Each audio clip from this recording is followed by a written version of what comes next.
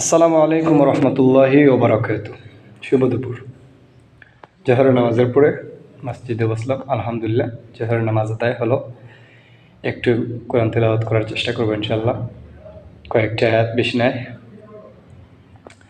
আউযু বিল্লাহি মিনাশ শাইতানির রাজীম। বিসমিল্লাহির রহমানির রহিম। أيها المزمل قم الليل إلا قليلا نصفه أو انقص منه قليلا أو زد عليه ورتل القرآن ترتيلا। তারতিল সহকারে কোরআন তিলাওয়াত করা উত্তম। আয়াতের অর্থ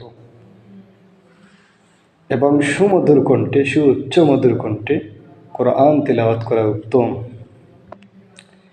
যাই হোক, এত লম্বা সূরা তিলাওয়াত করছি না এখন সময়ের কারণে। ইনশাআল্লাহ নেক্সট টাইমে তিলাওয়াত হবে।